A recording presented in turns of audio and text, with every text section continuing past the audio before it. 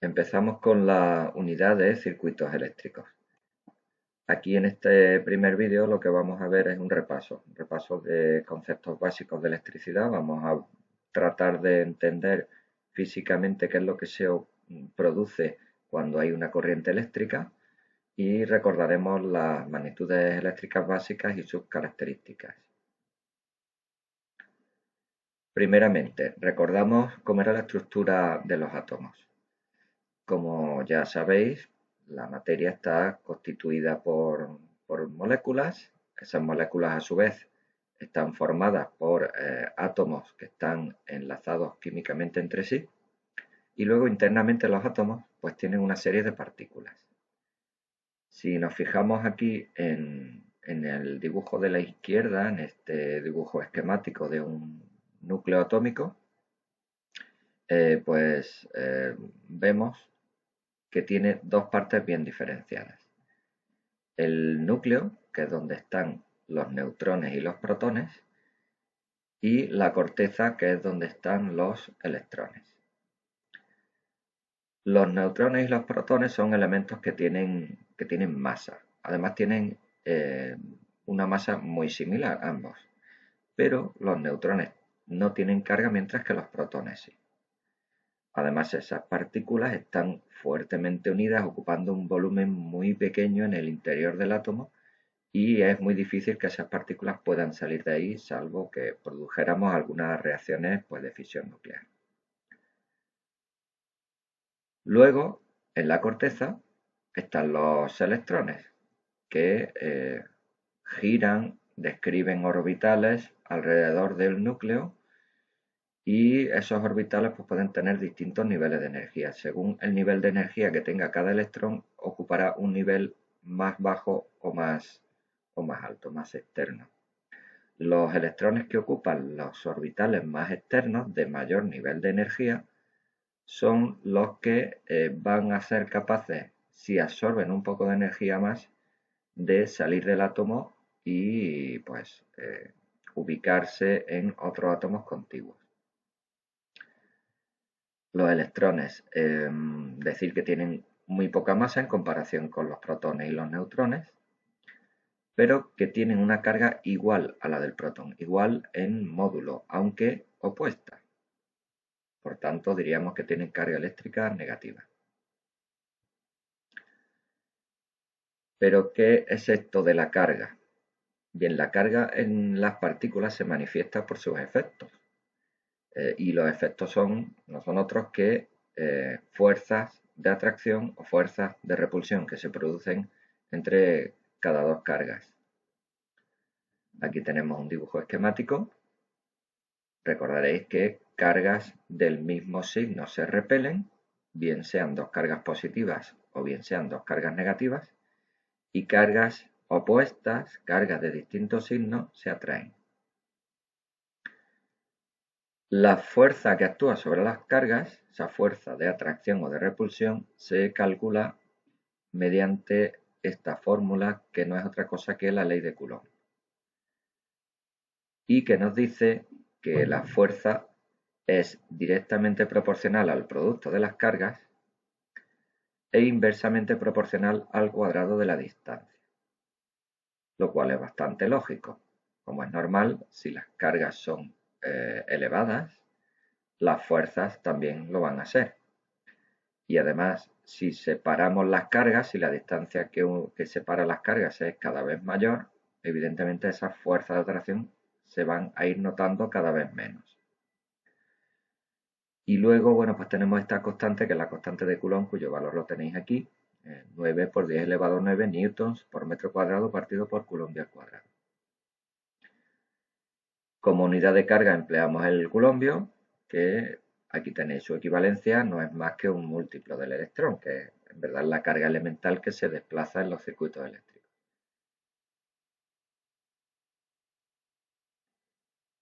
Bien, pero en los circuitos, más que atracciones y repulsiones entre cargas puntuales, estos fenómenos de atracción y repulsión se suelen producir más bien entre iones. Los iones, recordaréis, que son átomos que o bien han perdido o bien han ganado uno o varios electrones, con lo cual quedan con carga. Si tenemos un átomo neutro, aquí vemos en este dibujo dos átomos a la izquierda, que en principio son neutros, un átomo de sodio arriba y otro átomo de cloro abajo. ¿Qué significa que son neutros? Pues que tienen el mismo número de protones en el núcleo que de electrones en la corteza. Como las cargas de protón y de electrón son iguales, solo que de signos contrarios, pues la carga neta del átomo va a ser cero, por tanto decimos que es un átomo neutro. Pero ¿qué ocurre si uno de los electrones que tiene mayor nivel de energía, que está en los orbitales más externos, absorbe energía del exterior? Energía que puede ser simplemente la energía de la radiación solar o de energía térmica que pueda absorber por cualquier circunstancia. Ese electrón que absorbe energía va a ser capaz de escapar del orbital, de saltar del átomo y se va a ubicar en otro átomo contiguo en el cual pues encuentre un hueco en el cual situarse. Entonces, ese electrón lo que va a producir son dos iones.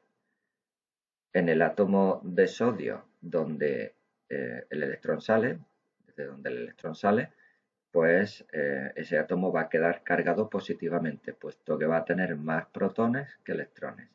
Tendríamos entonces aquí un ion positivo o catión. Y en el otro elemento donde llega va a producirse un exceso de electrones, va a haber un electrón más y por tanto va a haber más electrones que protones. Se produce entonces un ion negativo o anión.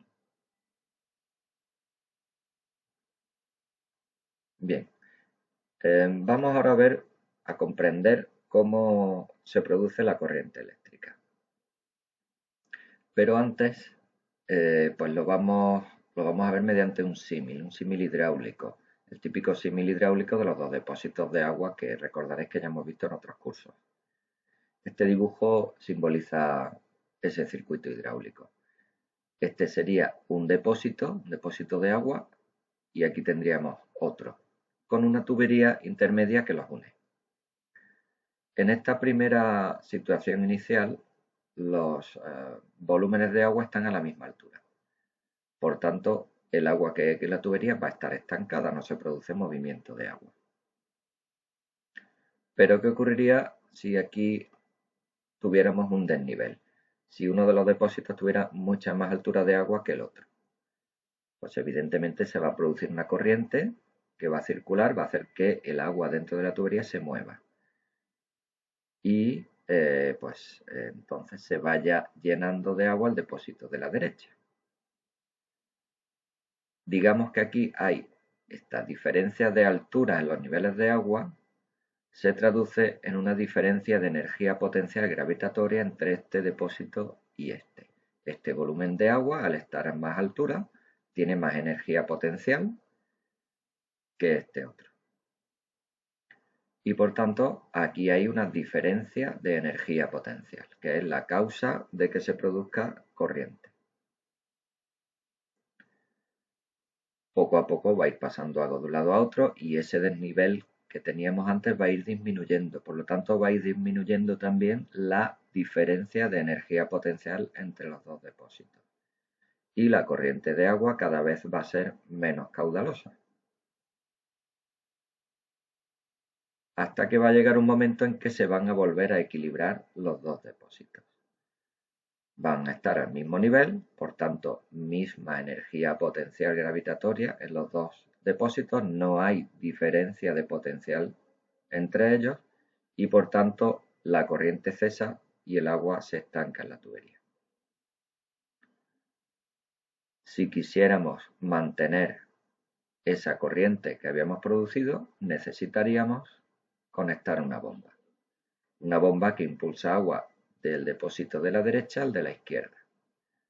Y con ella conseguimos de nuevo ese desnivel, esa diferencia de energía potencial entre los dos depósitos y como consecuencia volveríamos a generar corriente. Bien, este circuito hidráulico, que en sí como circuito hidráulico no tiene utilidad ninguna porque no producimos ningún efecto útil, lo vemos porque nos va a servir para razonar el funcionamiento de la corriente eléctrica, para que comprendamos bien los fenómenos que se producen. Fijémonos entonces en este otro caso, que esto ya sí que sería un circuito eléctrico. Aquí tenemos dos trocitos de metal, ¿vale? Estos dibujos, estos dos rectángulos simbolizan dos trozos de metal que han sido cargados, uno positivamente y otro negativamente. Este trozo de metal de la izquierda se le han extraído electrones, con lo cual han quedado cationes pues, en su material y por tanto tiene carga positiva, es decir, tiene potencial eléctrico muy electropositivo, que se dice. Y en este otro material hemos hecho llegar electrones, con lo cual los átomos se han convertido en aniones. Y este trozo de metal pues tiene potencial eléctrico muy electronegativo. Entre ambos trozos de metal hay una diferencia de energía potencial, diferencia de potencial eléctrico, que se llama. Bien, pues esa diferencia de potencial eléctrico es lo que llamamos voltaje, voltaje o tensión eléctrica.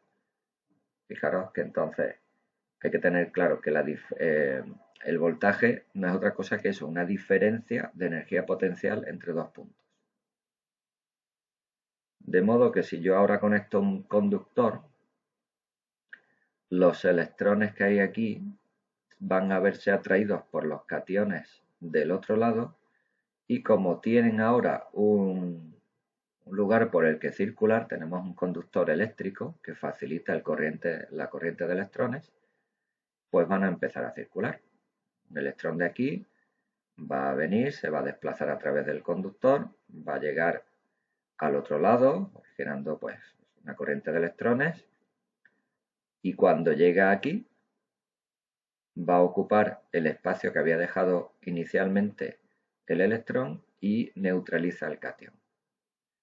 Igual va a ir pasando constantemente, van a irse desplazando cargas, electrones, de derecha a izquierda y van a ir neutralizando los cationes. De manera que cada vez vamos a tener menos diferencia de potencial eléctrico entre los dos trozos de metal, igual que ocurría entre los dos depósitos de agua en el símil hidráulico. Va a llegar un momento en que todos los electrones van a pasar de un lado al otro y anulan a todos los cationes, con lo cual desaparece la diferencia de potencial eléctrico y por tanto también la corriente.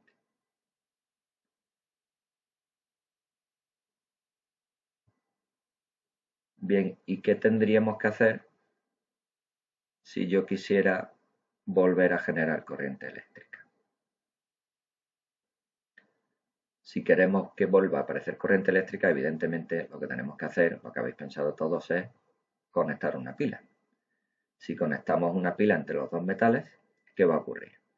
Fijaros, aquí tenemos el terminal positivo de la pila y este sería el terminal negativo.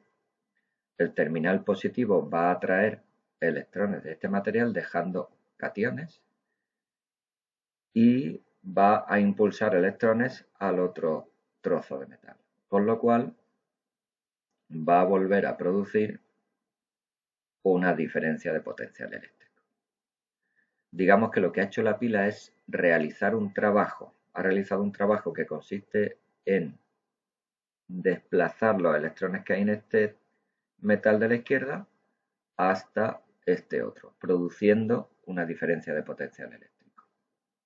¿Vale? Entonces, ahí tenemos dos conceptos que son el mismo en realidad, pero que se definen de forma distinta cuando veamos el voltaje, que lo vamos a ver ahora, ¿vale?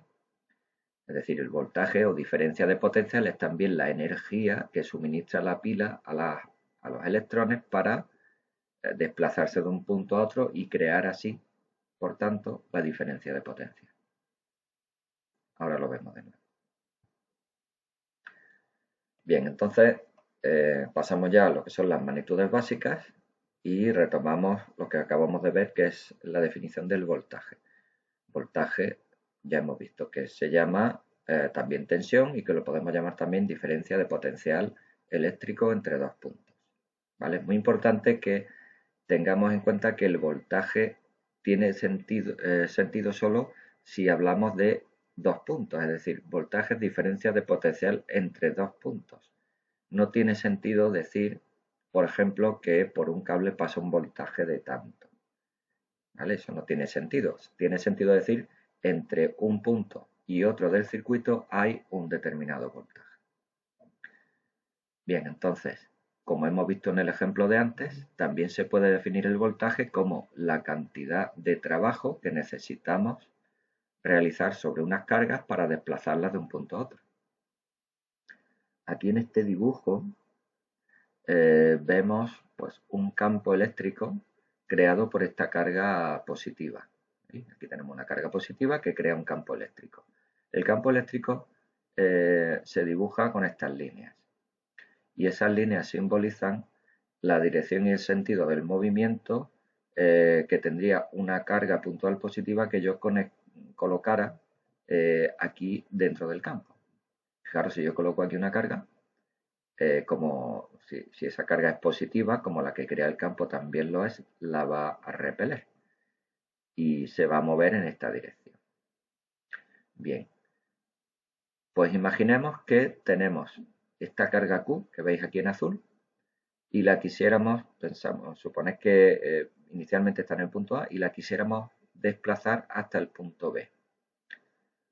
Fijaros que para pasarla del punto A al punto B tendríamos que vencer las fuerzas del campo eléctrico, puesto que el campo eléctrico lo que intenta es repeler ambas cargas.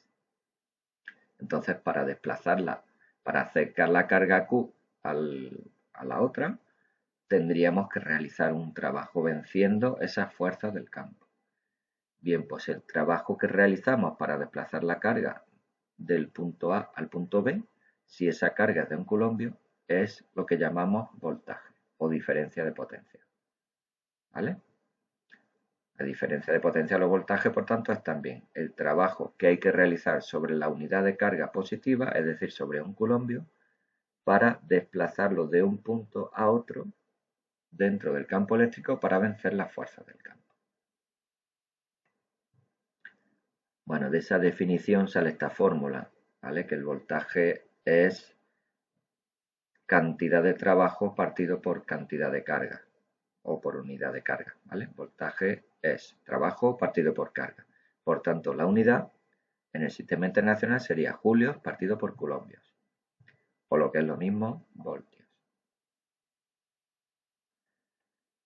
La siguiente magnitud eléctrica que tenemos que ver, la intensidad. Bueno, la intensidad es la cantidad de carga que pasa por un conductor por unidad de tiempo. La podemos expresar en esta fórmula, intensidad igual a carga partido por tiempo, y la unidad en el sistema internacional entonces sería culombio partido por segundo, o lo que es lo mismo, amperio. Recordar que el sentido de la corriente eléctrica, el sentido físico real, es de negativo a positivo, puesto que lo que se desplazan son los electrones, pero que el sentido convencional de la corriente que nosotros vamos a utilizar en los esquemas va a ser el contrario, de positivo a negativo. Siguiente magnitud eléctrica, la resistencia. La resistencia es la oposición que ofrece un elemento para que a través de él circule corriente de electrones, corriente eléctrica. Bien, la resistencia depende de varias cosas, entre otras cosas del tipo de material. Los conductores, los materiales mejor conductores de la electricidad, como sabéis, son los metales. Si recordáis, cuando vimos en el tema de materiales metálicos la estructura interna de los metales, estos solían tener estructura cristalina. La estructura cristalina es una estructura en la cual los átomos, los núcleos de los átomos, se distribuyen de manera regular según una celda elemental que se repite en las tres dimensiones del espacio, de manera que, bueno, pues tenemos eso, una retícula que se repite constantemente. Bien, ahí una particularidad de los metales, de esta estructura de los metales, es que los electrones de las capas más externas, los que tienen mayor nivel de energía, pues tienen mucha facilidad para pasar de un átomo a otro. Con lo cual se forma aquí pues un movimiento constante, un poco caótico, porque unos electrones se mueven en una dirección y otros en otro, y se produce pues como una especie de nube electrónica que envuelve a todos los átomos. Es por eso que este tipo de material es muy buen conductor eléctrico, facilita mucho la corriente eléctrica. Fijaros que aquí va a pasar que va a haber constantes movimientos de electrones que van de un átomo a otro saltando porque adquieren energía simplemente por calor, adquieren energía y van saltando de un átomo a otro, formando pues como una especie de, ya he dicho, de nube electrónica. Pero esos movimientos no podemos considerarlos corriente eléctrica, porque no van todos en el mismo sentido. Unos se desplazan en un sentido y otros en el sentido contrario, con lo cual, en verdad, la corriente neta es nula. ¿Qué ocurre cuando yo aquí en un lado ponga un potencial eléctrico muy positivo y en el otro un potencial eléctrico muy negativo? Pues que los electrones se van a ver repelidos todos por el potencial eléctrico negativo y atraídos por el positivo, y de repente se van a mover todos en la misma dirección, produciendo ahora sí una corriente eléctrica. Bien, particularizando lo que es la resistencia, el cálculo de la resistencia para un conductor eléctrico de sección uniforme, pues bueno, recordaréis esta fórmula que ya la hemos visto este año también, y que nos dice que la resistencia de un conductor es igual a la resistividad por la longitud partido por la sección. ¿Vale? La resistividad, recordaréis, pues refleja la mayor o menor resistencia que ofrece el material. Según el tipo de material, pues va a tener más o menos. Y la unidad ohmios por milímetro cuadrado partido por metro. Y luego, pues, la longitud que se pone en metros. Cuanto mayor sea el conductor, mayor va a ser la resistencia.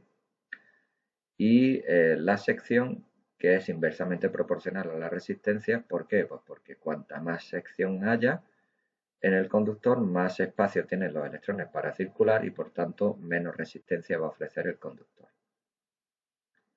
Bien, esto ya lo vimos cuando vimos las características físicas de los materiales. Y por último, la relación que hay entre las magnitudes básicas, la famosa ley de Ohm, que, bueno, recordáis que hay una regla mnemotécnica para recordarla, pero en verdad tampoco es que sea muy necesario porque es bastante lógica.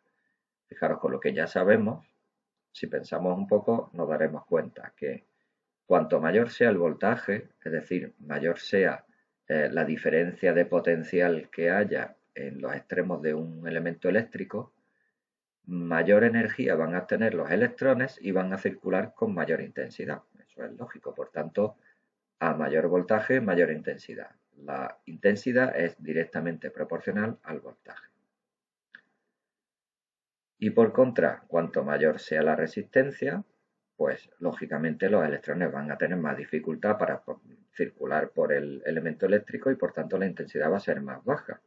La intensidad es inversamente proporcional a la resistencia, con lo cual nos sale la ley de Ohm. ¿Vale? Intensidad es directamente proporcional al voltaje e inversamente proporcional a la resistencia, igual a V partido por R. Respetando las unidades, ¿verdad? Intensidad en amperios, voltaje en voltios, resistencia en ohmios. Esto es todo por hoy en esta lección. En la tarea veréis un cuestionario que tenéis que rellenar para el próximo día.